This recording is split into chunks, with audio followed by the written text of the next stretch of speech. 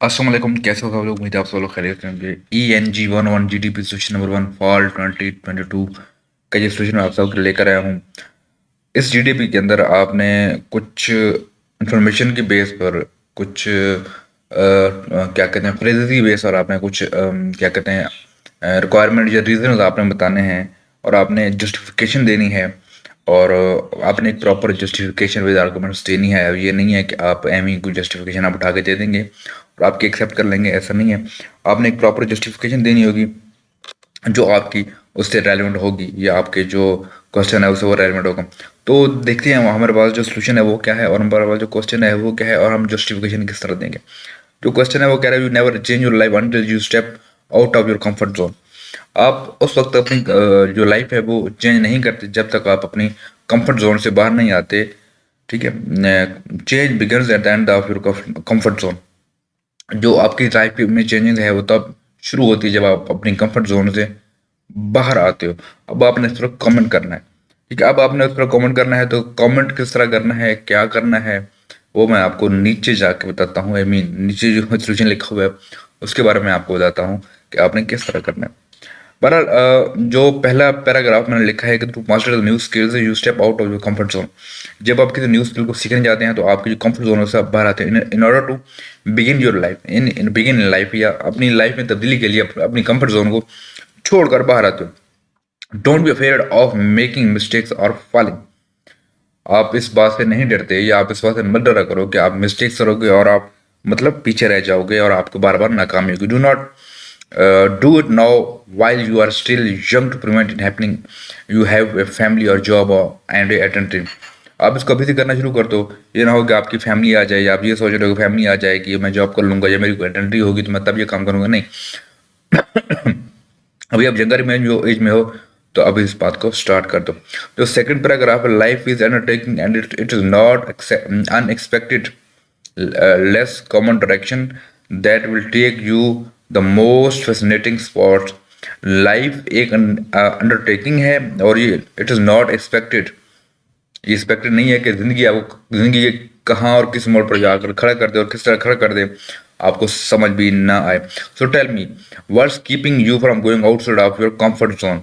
तो आपको क्या चीज़ इस बात पर मजबूर कर रही है कि अपनी कंफर्ट जोन से बाहर मत आओ, या किस वजह से अपनी कंफर्ट जोन से बाहर नहीं आ सकते। जो थर्ड पैराग्राफ में लिखा है कि you must be willing to do something that wouldn't normally. ठीक है, आपने वो चीज़ करनी है जो कंसिडर नॉर्मल कंसिडर ना की जा रही हो in order to step out of your comfort zone. ठीक है, अब हमेशा वो चीज़ करते हैं जो नॉर्मली कंसिडर नहीं की जाती और जो आपको कंफर्ट जोन से बाहर आने के लिए मतलब मजबूर करती है या फोर्स करती है। The majority of will find this type of resistance challenge.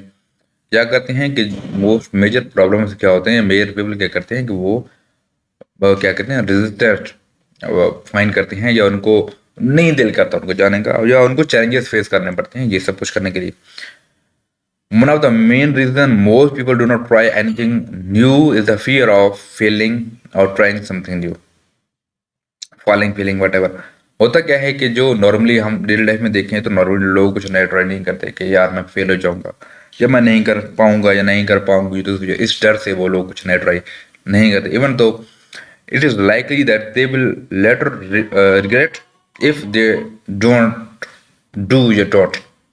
क्या होता है कि बाद में वो लोग इस बात को रिग्रेट कर रहे होते हैं, बाद में इस बात पर पछता रहे होते हैं कि मैंने ऐसा क्यों नहीं किया। It is far too common for the people the question themselves for their abilities prior to embarking on a new experience. ठीक है, ये बहुत कॉमन है कि पीपल क्या कहते हैं अपने आप को क्वेश्चन करें और इस बात पर देखें कि जो उनकी एबिलिटी है जो उनकी स्ट्रेंथ है वो लोग उसको यूज़ क्यों नहीं करते। जो नेक्स्ट पैराग्राफ है, we need to step out of our comfort zone and learn more in order to truly live life and develop as people. क्या कि हमें अपनी कंफर्ट जोन से बाहर आना पड़ेगा, हमें कुछ सीखने के लिए, अपनी लाइफ को डेवलप करने के लिए, अपनी लाइफ को डेवलप करने के लिए और जिस तरह बाकी एज पीपल जिस तरह बाकी लोग करते हैं। We are better able to make decision that will improve our lives the more we understand the world around us. ठीक है, क्या होता है कि वी आर बेटर एबल, हम लोग इस बात के काबिल हैं कि हम एक बेटर डिसीजन ले सकें अपनी ज़िंदगी को इम्प्रूव करने के लिए। ठीक है, जो मतलब हम लोगों से ज़्यादा खुद ये समझते हैं कि हमें क्या डिसीजन लेना है और हमारे लिए डिसीजन क्या बेहतर है, जो हमारे पास आसपास लोग होते हैं। Frequently encounter two fundamental types of fear. हमारे पास कितने टाइप फियर होते हैं? टू टाइप्स ऑफ हमारे पास फियर्स होते हैं। और वो फियर्स क्या क्या होते हैं? The fear of not being good enough and the fear of failure are two example. क्या होता है कि हम कुछ कर रहे होते हैं, हमें लगता है कि हम बहुत अच्छा नहीं कर पाएंगे। और दूसरा क्या होता है? And the fear of failure. दूसरा फियर होता है कि हम फेल हो जाएंगे। Both are perfectly normal and can be overcome with the right amount of motivation. ये दोनों फियर नॉर्मल हैं और हम ये ओवरकम किए जा सकते हैं with right amount of motivation.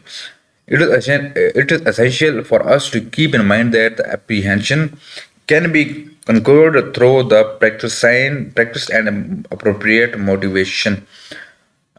हमें इस बात को and appropriate motivation, that this is the something we ought to keep in mind whenever we are confronted with difficulties, particularly those that appear to beyond our abilities to overcome. अब इस बात को कह रहा है कि ध्यान में अपन रखेंगे जब भी आपके लाइफ में कोई मुश्किल आती है, जब भी कोई काम आप कर रहे होते हो, जब आप मुश्किल फेस करते हो, तो जो आपकी एबिलिटीज होती हैं उनके अंदर इतनी ताकत होती है, जो आपके अंदर इतनी ताकत होती है, आप उनको ओवरकम कर सको। For to frequently individuals focus on overcoming their fears rather than utilizing them as a source of motivation for success.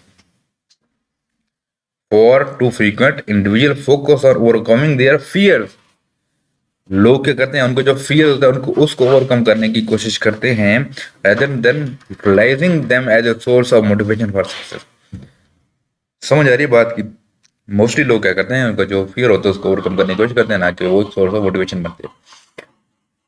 बारह, ये आपका मैंने डिटेल्ड एक्सप्लेनेशन के साथ मैंने आपको ये जो जीडीपी है मैंने आपको ये बता दी इंग्लिश 101 की। ठीक है, अब आपने यहाँ पे छापा नहीं मारना। आई रिपीट, आपने छापा नहीं मारना। 0 मार्क्स देकर बैठ जाओगे, फिर कहोगे कि सर 0 मार्क्स आ गया, आपने बताया नहीं था क्या करना है क्या नहीं करना। छापा नहीं मारना। करना क्या है कि कुछ कुछ पॉइंट्स उठाने हैं यहाँ से, कुछ कुछ पॉइंट्स उठाने हैं यहाँ से, उनको अपनी वर्डिंग में जो नेक्स्ट जो चीज़ है उसको अपनी वर्डिंग में एक्सप्लेनेशन करनी है, एक्सप्लेन करना है। आपने जीडीपी क्वेश्चन को सबमिट करवाना है। ठीक है, और थोड़ा सा जीडीपी को थोड़ा खूबसूरत बना के मतलब थोड़ा सा एक लगे कि यार किसी बंदे ने लिखा है, किसी प्रोफेशनल बंदे ने लिखा है, किसी बीएस लेवल के स्टूडेंट ने इसको सबमिट किया है, तो कुछ ऐसा आपने इसको करके दिखाना है या सबमिट करवाना है। होप सो आपको ये समझ आएगा। मिलती है नेक्स्ट वीडियो में, तब तक के लिए अल्लाह हाफिज़।